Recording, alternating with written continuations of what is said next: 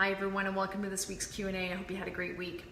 A couple weeks ago I did a video about the 15 things that I've learned since I've been in this business, and I talked about 5 of them, and today I thought I would share another 5 in the hopes that some of this resonates with some of you along your real estate journey.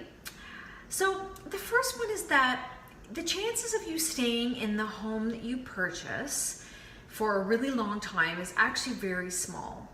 So keep in mind that most people move every 5 years. So I wouldn't worry too much about getting the perfect home that you think is going to last you forever, because chances are circumstances will change, whatever that may be, and you may not want that same home years from now. The second thing is that I would always recommend that you don't necessarily buy a home just because it's close to your job, because your job is more likely to change quicker than your home purchase. So think about that, because if you are so bent on just getting a home close to where you work and you do change jobs, then it could be a huge mistake for you down the road. The third one seems obvious but really isn't, and that is little kids grow up. And I find all the time that my clients make decisions based on the needs of their little children. Maybe they're toddlers, maybe they're babies, but I know it doesn't seem like it, but they will grow up, and whatever issues and concerns you have about the home are probably not going to still be a concern a year from now.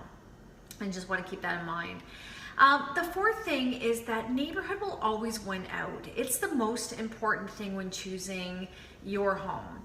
So if it comes down to buying a lesser house in a good neighborhood as opposed to a really great house in a worse neighborhood, I would recommend that you always choose a good neighborhood, because in my opinion, if you don't, you're going to end up in that neighborhood eventually, probably sooner than most people, in terms of flipping that home because you're not happy where you are. And the fifth and final thing today is that you probably don't need as much space as you think that you do. I like to say to people all the time, you can only be in one room at once. And so for some reason, we all seem to have this impression that we need to have tons of bedrooms and tons of bathrooms, and we'll eliminate all properties that don't match their ideal criteria. But again, especially if it's your starter home, just worry about getting something that you can afford in a neighborhood that you like and move on from there, because like I said before, chances are you're not going to be there that long anyway. I hope this has been helpful, and happy to see you again next week. And if you have any questions, please let me know, and feel free to share with anyone you think might be interested. Have a great day.